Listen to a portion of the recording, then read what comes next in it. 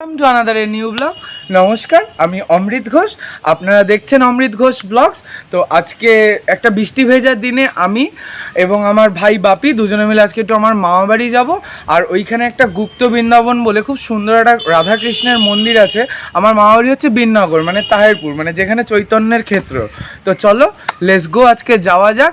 তারপরে তোমাদের সাথে ইন ডিটেলস গুপ্ত বৃন্দাবন, বিননগরের যেটা টেরাকোটার খুব সুন্দর একটা কাজ, চলো আজকে তোমাদের সাথে শেয়ার করবো। Let's go.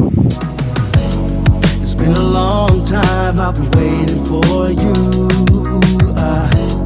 I got my feelings up and it's just for you. I just need a little bit of time to breathe in and out.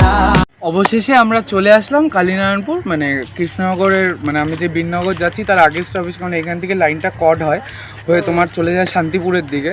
তো এই কালীনারায়ণপুর স্টেশনে জাস্ট নামলাম, নেমে তো চলো এবার আবার ট্রেন ধরবো। আর আমার বাপি ভাই চলে এসছে, তোমাদের সাথে শ্যামনগরে আমি দেখা করাতে পারিনি কারণ ট্রেনটা খুব তাড়াতাড়ি চলে এসেছিলো। এই যে আমার সেই বিখ্যাত বাপি ভাই, আমার ভাই চলে এসছে। এবার এই যে তোমরা দেখতে পাচ্ছ একটা অসাধারণ প্রাকৃতিক সৌন্দর্যের মধ্যে দিয়ে সুন্দর পরিবেশ। তো চলো, ভগবান শ্রীকৃষ্ণের একটা খুব গুপ্ত জায়গা, গুপ্ত বৃন্দাবন যেটাকে বলা হয়, চৈতন্যের পদভূমি ক্ষেত্র হচ্ছে এই কৃষ্ণনগর বা এই নদিয়া জেলা। তো সেই চৈতন্যের পদধূলির স্থানে আজকে আমরা এসেছি। তো চলো গিয়ে দেখা যাক বৃন্দাবন কি, গুপ্ত বৃন্দাবন। হয়তো এই ভিডিওটা ইউটিউব, মানে এই গুপ্ত বৃন্দাবনের ভিডিওটা ইউটিউবে হয়তো প্রথম আসছে। তো চলো let's go explore in Vrindavan, then talk to you everybody. All for you. I feel with every little step I take, I'm crossing your line. All for you. I'm all for you. অবশেষে আমরা বিননগর স্টেশনে আসলাম। এবার চলো মামাবাড়ির দিকে যাওয়া যাক। তো চলো লেটস গো, তোমাদের সাথে মামাবাড়িতে গিয়ে দেখা হচ্ছে। আর জাস্ট আমরা বিননগরে নামলাম, নেবে এবার আমরা হেঁটে যাব সামনে, টোটো ধরবো, দেন মামা বাড়িতে যাই। গিয়ে তারপরে আমরা আজকে যেই জায়গাটা এক্সপ্লোর করতে এসেছি, চলো তোমাদেরও আজকে নিয়ে যাচ্ছি। এবার চলো let's go. Be sad if you don't make it out. You hope for wonders, living life means making blunders. It can make you shatter, you will try to fight the thunders. অবশেষে আমি চলে আসলাম আমার মামা বাড়িতে। তো চলো এবার let's go, যাওয়া যাক, একটু ফ্রেশ হই, জামা কাপড়টা ছাড়ি। স্নান করিনি আমি আজকে, স্নানটা করি, দেন মা রান্না করেছে, কী রান্না করেছে আমি সেটাও শেয়ার করবো তোমাদের সাথে। তো চলো দেন খাওয়া দাওয়া করে আমরা ঘুরতে যাবো, যেই মেন জায়গাটা আমরা এক্সপ্লোর করতে এসেছি এবার যাবো। চলো লেটস গো। অবশেষে আমি চলে আসলাম আমার মামা বাড়িতে। এসে আমার মা, দেখতেই পাচ্ছ, ভাত রেডি, সামনে সাজানো, কিন্তু আমার মা এখনো ক্যামেরার সামনে কমফোর্টেবল না, তাই মা ক্যামেরার সামনে আসছে না। একটা অসাধারণ টেন্ডারিং চিকেনটা রান্না করেছে, দেখো জাস্ট। মানে আমি চিকেন রান্নাটা কভার করতে পারিনি কারণ আমার আসতে দেরি হয়ে গেছিলো। মানে এই চিকেনটা দেখে না আমার জিভ থেকে এখনই জল বেরোচ্ছে। মানে আমি যে তোমাদের সাথে কনভারসেশন করবো সেই ইচ্ছাটাও আমার, মানে কি বলবো, মানে দেখে হচ্ছে আগে খাই তারপরে কথা বলবো।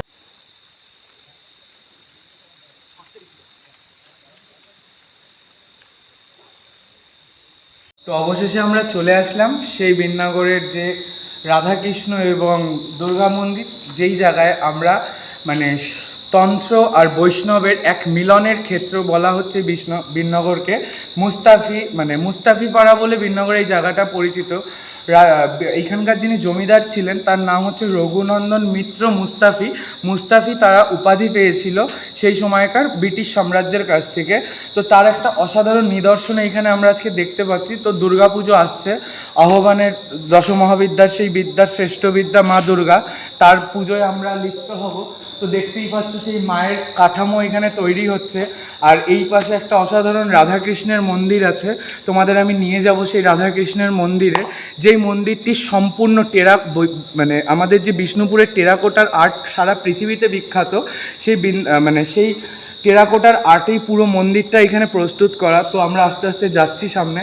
চলো ফার্স্টে মা দুর্গার দর্শন হোক, তারপরে রাধাকৃষ্ণের দর্শন হোক, তারপরে আমরা আজকে যেখানে যাওয়ার জন্য মেন এসেছি গুপ্ত বৃন্দাবন, যেটা হচ্ছে চৈতন্যের মানে পদধূলিযুক্ত ক্ষেত্র। তো সেই ক্ষেত্রে আজকে আমরা যাব। তো চলো লেটস গো, এবার দেখা যাক কি হয়। চলো লেটস গো।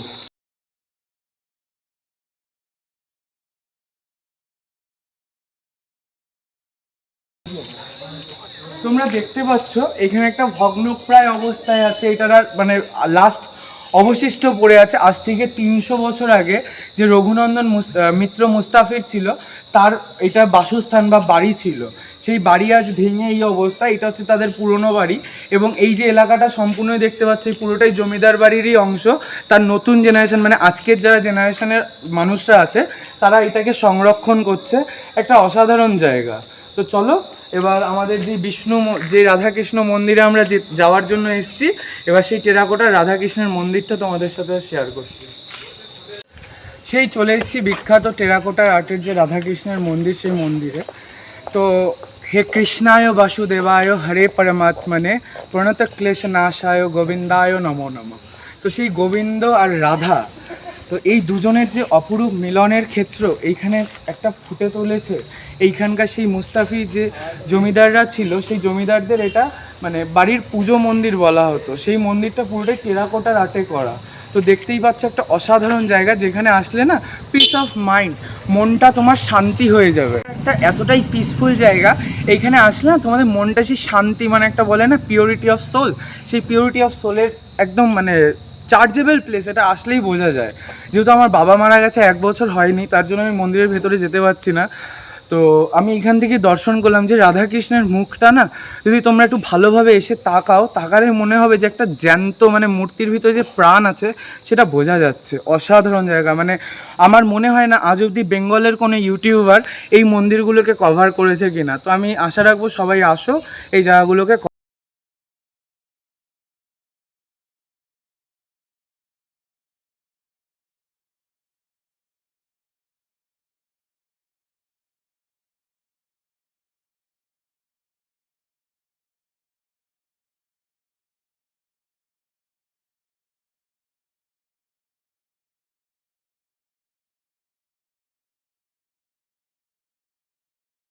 দেখতে পাচ্ছ তোমরা সামনে যেই ছেলেটাকে, এই দেখ, এখন অন হয়নি। এই যে ছেলেটাকে দেখতে পাচ্ছ, এই হচ্ছে আমার ভাই।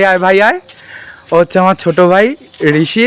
মানে জানি না, মানে ও খুবই দুরন্ত ছেলে, কিন্তু খুব ভালো। 11 নম্বর জার্সি পরে ও আজকে মামাবাড়ি এখানকার রুট গাইডার ও আমার। তো চলো ভাইকে নিয়ে বাপিকে নিয়ে যাওয়া যাক। এবার আমরা যাচ্ছি সেই গুপ্ত বৃন্দাবন যাকে বলা হয়, সেই গুপ্ত বৃন্দাবন বা দ্বাদশ বিষ্ণু মন্দির, সেই বিষ্ণু মন্দিরে আমরা এবার যাচ্ছি।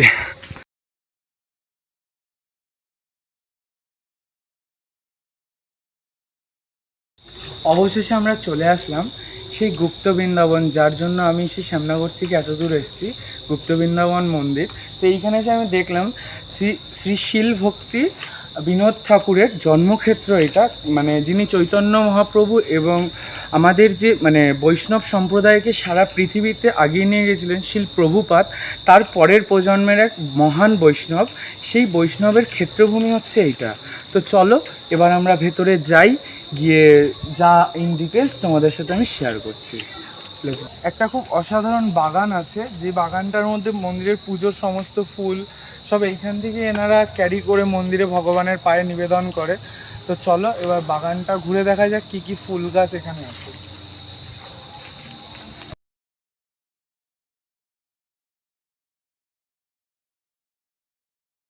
তো শ্রী বিনোদ ঠাকুর, শিল বিনোদ ঠাকুরের যে সাধনার ক্ষেত্র, যেইখানে বসে তিনি সাধনা করে ভগবান শ্রীহরি এবং রাধার দর্শন পেয়েছিলেন বা মহালক্ষ্মীর দর্শন পেয়েছিলেন, সেই বিখ্যাত বটগাছটা এই সামনে আছে, তোমরা দেখতে পাচ্ছ ওই যে বেধি করা বটগাছটা। এই বটগাছটাই হচ্ছে সেই সিদ্ধক্ষেত্র বা সেই যোগীর, মানে যেই যোগীর ক্ষেত্র এটা, সেই যোগীর সাধনার ক্ষেত্র হচ্ছে এই সেই বটগাছ। তো চলো এবার গিয়ে বটগাছটা দেখি, একটু ছুঁয়ে প্রণাম করার চেষ্টা করি। চলো। কথা মনে পড়ে গেল, স্বামী বিবেকানন্দ যে বলে, মহামানবেরও সাগর তীরে ভারতবর্ষ, মহাযোগীরও মহাসমন্বয়। তার এক অপরূপ নিদর্শন। দেখো এত সুন্দর একটা এত সুন্দর জায়গা, কিন্তু কত গুপ্ত আছে। বিবেকানন্দ যে বলেছিল ভারতবর্ষের প্রতি 100 কিলোমিটার অন্তর, মানে ভারতবর্ষের কালচার, ট্র্যাডিশন, সাধনা সবটাই চেঞ্জ হয়। তার একটা মানে অসাধারণ নিদর্শন আমি আজকে নিজে উপলব্ধি করলাম। মানে বিবেক আনন্দ আজকে সত্যিই হচ্ছে। চলো।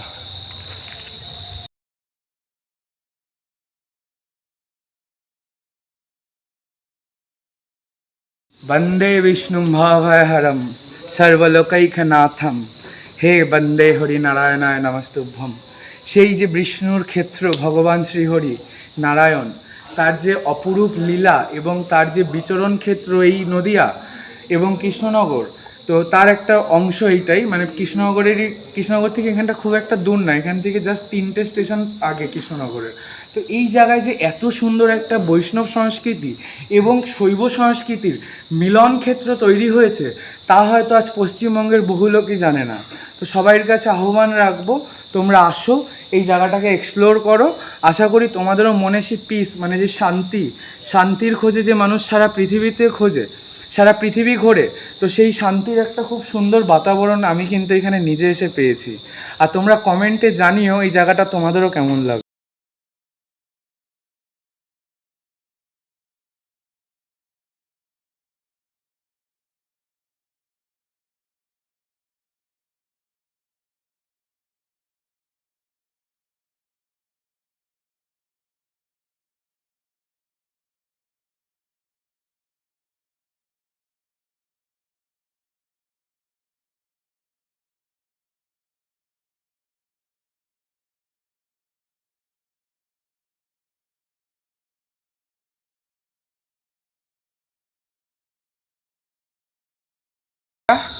আমরা এইখানেই শেষ করলাম।